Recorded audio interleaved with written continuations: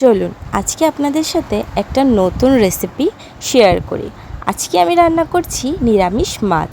তার জন্য লেগেছে কাঁচা কলা, আলু, নুন, হলুদ, লঙ্কা বাটা, জিরে, ধনে। এখানে আমি আলুগুলোকে ভাজার জন্য একটা কড়াই নিয়ে তেল গরম করার জন্য দিয়ে দিলাম। তা যখন গরম হয়ে এলো আলুগুলোকে দিয়ে দিলাম ভাজার জন্য। মিনিটের জন্য ভাজতে দিয়ে আমি চলে গেলাম নিরামিষ মাছ তৈরি করার জন্য। তো আমি এখানে কাঁচা কলার খোসাগুলো ছাড়িয়ে নিচ্ছি এক এক করে। গরম ছিল তাই একটু দেরি হচ্ছিল, তো এক এক করে আমি ভালোভাবে এগুলোকে খোসাগুলো ছাড়িয়ে নিচ্ছিলাম। তার সাথে সাথে আলুর খোসাটাও ছাড়িয়ে নিচ্ছিলাম ভালো করে, কারণ দুটোকেই ভালোভাবে মিক্সড করতে হবে আমার। তারপর আমি এটাতে দিয়ে দিলাম নুন, অল্পটা জিরে, ধনে গুঁড়ো, পরিমাণ মতো নুন। পর এগুলোকে ভালোভাবে আমি হাতের সাহায্য নয়তো একটা চামচের সাহায্যে সবগুলোকে চটকে নেব। তোমরা চাইলে হাতেও পারো, আমি পরে দিয়ে হাতে দিয়ে করেছিলাম। তো এখানে সবটা চটকে ভালোভাবে নিতে হবে যাতে সবটা মশলা এগুলোর ভিতরে যায়। তারপর দেখতে কিছুটা এরকম হয়ে যাবে। দেন আমি যে ভাজা আলুগুলো রেখেছিলাম সেগুলো ভাজা হয়ে গেছে, তো এগুলোকে নামিয়ে নিলাম। তারপর আমি একটু হাতে সর্ষের তেল একটু মেখে নেব, যাতে আমার হাতে যখন মাছটা করব সেটা লেগে না যায় তার জন্য।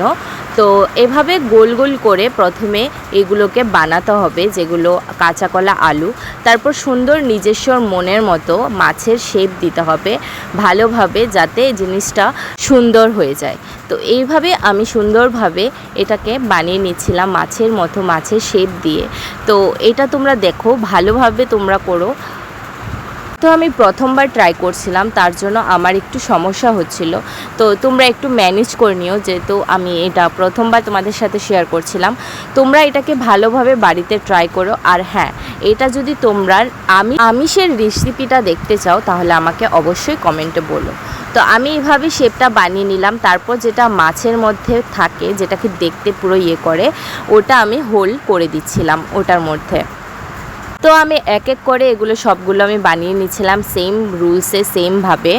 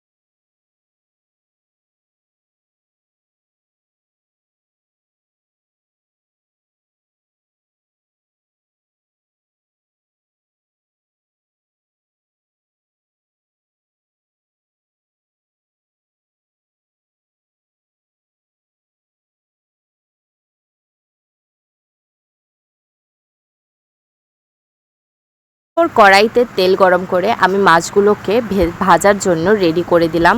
তো এখানে ভালোভাবে এক এক করে যাতে তেলের মধ্যে ছিটকে না থাকে, এর জন্য এক এক করে সুন্দরভাবে ওগুলোকে তেলের মধ্যে বসাতে হবে। তারপর যেভাবে মাছ ভাজা সেরকমভাবে ভাজতে হবে।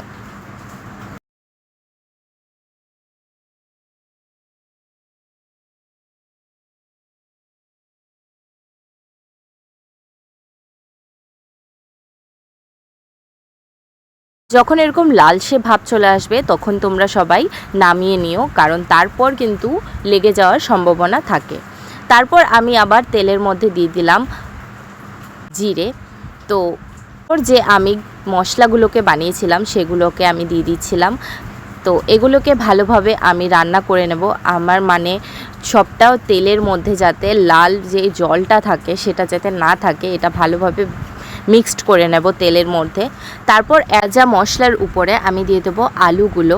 তো আলুগুলোকে ভালোভাবে মশলার মধ্যে নাড়াতে হবে, নাড়াতে তারপর তোমরা 1 মিনিটের জন্য এটাকে এভাবেই ছেড়ে দেবে।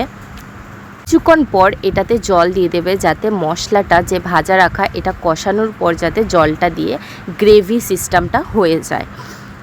তারপর এটাকে কিছুক্ষণ হোল্ড করে তোমরা ওই নিরামিষ মাছটাকে এটার মধ্যে এক এক করে দিয়ে দেবে, যাতে ভেঙে না যায়। বি কেয়ারফুললি তোমরা এটাকে দেবে।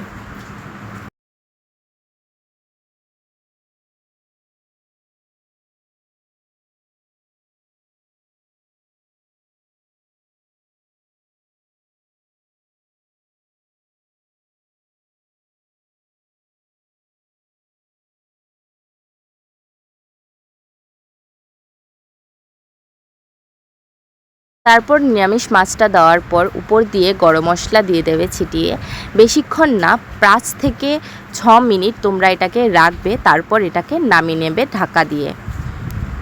এই ভিডিওটা যদি তোমাদের ভালো লেগে থাকে অবশ্যই লাইক করবে, আর হ্যাঁ, আমার এই নতুন চ্যানেলটাকে সাবস্ক্রাইব অবশ্যই করবে, আর কমেন্টে জানাবে যে তোমাদের এই তরকারিটা কীরকম লেগেছে, খেতে কীরকম হয়েছে। আর তোমরা যদি কেউ বানিয়ে থাকো তাহলে অবশ্যই আমাকে জানাবে, আর নতুন কোনো রেসিপির জন্য আমাকে অবশ্যই বলে দিও। তো দেখা হচ্ছে নতুন কোনো একটা ভিডিওতে, ততক্ষণের জন্য টাটা, জয় গুরু।